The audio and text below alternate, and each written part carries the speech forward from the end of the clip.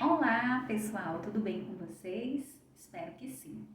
Hoje nós vamos falar sobre um assunto bem interessante que, erroneamente, muitas pessoas pensam por aí que uma pessoa, ao cometer um crime, imediatamente ela deve ser presa e pagar pela pena daquele crime praticado pelaquela pessoa.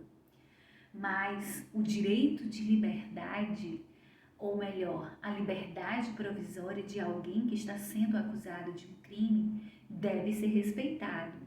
Por quê? Porque para o direito, mais especificamente para o direito processual penal, vigora um princípio que é o chamado de presunção da inocência. A presunção de que aquela pessoa que praticou aquele crime é inocente, o direito à ampla defesa, o direito a se defender, a apresentar as suas alegações sobre aquele fato pelo qual ele está sendo acusado, é que é a regra, certo? O direito de liberdade, o direito à presunção de inocência, o direito à defesa. É por isso que, quando as pessoas cometem crimes por aí, é concedido a ele o direito de responder o processo em liberdade, que é o que a gente chama de liberdade provisória. É claro que vai haver um processo em que vai ser apurado a prática daquele crime e a culpa daquela pessoa naquele crime, certo? Mas enquanto isso, a regra é a liberdade, porque ainda não se tem esse processo. E a liberdade provisória, ela só pode ser retirada se houver ali um mínimo de perigo da liberdade daquela pessoa para a sociedade. A lei nos traz, no seu artigo 312 do Código de Processo Penal, que uma prisão preventiva, o que é uma prisão preventiva? Uma prisão antes do julgamento do processo, por isso chamada preventiva, só deve ser decretada se realmente houver ali uma necessidade, se houver uma necessidade de manter a ordem pública, de manter a ordem econômica, para prevenir que este réu solto fique ameaçando vítima, testemunhas, para a conveniência do processo, para que aquela pessoa não fuja do processo, não fuja da aplicação da lei penal, que exista ali mínimo de prova da existência daquele crime e da participação daquela pessoa naquele crime. Se não houver no mínimo essas coisas, uma prisão preventiva não pode ser decretada. E deve ser decretada a liberdade provisória daquela pessoa para que ela responda aquele processo em liberdade, para que ela tenha o direito de se defender, apresentar suas alegações e somente no final, sendo comprovada a sua culpa, é que ele venha a pagar a sua pena. Então, a liberdade provisória, pessoal, é a regra, enquanto a prisão preventiva é uma exceção, né? A prisão é também chamada de última ratio, né? Afinal de contas, o direito de liberdade vai ser privado por uma pessoa que é presumivelmente inocente. É claro que a lei traz outras medidas cautelares diversas da prisão que podem ser decretadas também durante o processo, antes do julgamento, para prevenir que este réu, por exemplo, venha a fugir. O uso de uma tornozeleira eletrônica, uma restrição aos finais de semana para que este réu não fique frequentando locais que possam ser acessíveis à prática criminosa, em horários limitados, limitação do direito dele sair da cidade, do estado, né? Então, determinadas medidas podem ser aplicadas também no pagamento de fiança, lembrando que o pagamento a concessão de uma liberdade provisória com pagamento de fiança, ela não é aplicada para todo crime também. Muitas vezes, erroneamente, as pessoas saem dizendo por aí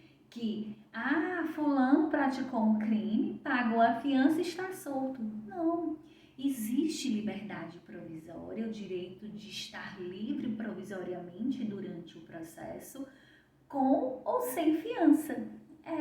Quer dizer que uma pessoa também pode vir a ter o direito da liberdade provisória sem pagar uma fiança? Sim. Ora, o direito de liberdade é garantido a todos. A prisão é uma exceção. Já pensou se todos os crimes para que a pessoa tivesse direito de responder este processo em liberdade, ele tivesse que pagar para ter este direito? Muitas pessoas não iriam conseguir alcançá-lo. Afinal, muitas pessoas poderiam não ter dinheiro para pagar aquela fiança. Então, determinados crimes são inafiançáveis. Crimes hediondos, tortura, tráfico, terrorismo. Não haveria dinheiro, não há dinheiro algum, na verdade, que pague pela liberdade provisória desses crimes. O juiz irá analisar se aquela pessoa solta irá trazer prejuízo para a aplicação da lei, irá trazer prejuízo para a sociedade.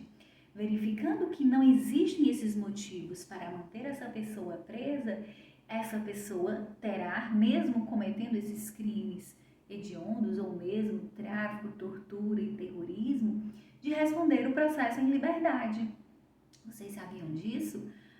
Mas doutora, isso não seria injusto, Crime hediondo ter direito a uma liberdade provisória sem fiança? Não. Injusto seria se houvesse o direito de pagar fiança e aqueles que não tivessem condições financeiras de pagar não conseguissem ter acesso a essa liberdade provisória porque não teriam dinheiro. Então a lei fez assim, porque analisando cada caso, analisando a situação de crime e daquela pessoa que está sendo acusada, um grave clamor público, uma pessoa que está trazendo para a sociedade perigo dela estar solta durante o processo, então, claro que o juiz não irá conceder a ele essa liberdade provisória, certo? Então, não será bem o pagamento que irá definir este direito, mas sim a necessidade ou não da decretação de uma prisão preventiva antes do processo ser concluído. Então, pessoal, quero deixar esse recado aqui para vocês, para que erroneamente vocês não pensem que a prisão é um dever do Estado, mas não um direito da sociedade, porque o direito de liberdade está acima desse direito de segurança da sociedade, tendo em vista que nem muitas vezes aquela pessoa realmente praticou aquele crime, ou muitas vezes ela poderá ter praticado aquele crime, sim, mas sob uma excludente de ilicitude. Vocês já ouviram falar em legítima defesa? Acho que todo mundo aqui já ouviu. Será que eu não poderia matar alguém para me defender ou defender um terceiro, que é a chamada legítima defesa? Pois é, muitas vezes o crime aconteceu, fui eu que pratiquei, mas eu estava sob uma excludente de ilicitude chamada, por exemplo, de legítima defesa. Na verdade, no Código Penal existem 4 excludentes de ilicitude: a legítima defesa, o estado de necessidade, o exercício regular de direito e o estrito cumprimento do dever legal, Essas excludentes estão previstas no artigo 23 do nosso Código Penal e, como o próprio nome diz, elas excluem o crime, porque ela está acobertada por essas excludentes que garantem à pessoa o direito de exercer um crime, mas acobertado por uma situação que o fez praticar aquele crime e era inexigível dessa pessoa uma conduta diversa. Então, outro dia eu vou comentar com vocês cada uma dessas excludentes, para que não fique muito longo e cansativo o nosso vídeo de hoje, mas quero que vocês fiquem com a seguinte mensagem: o direito de liberdade é um direito de garantia de todos, somente tendo que ser retirado quando realmente há comprovação da culpa, e materialidade naquele crime ou uma necessidade preventiva de manter esta pessoa presa durante um processo, tá bem? Então, não é uma regra, e sim uma exceção. Muito obrigada. Qualquer dúvida, estamos aqui, tá bem?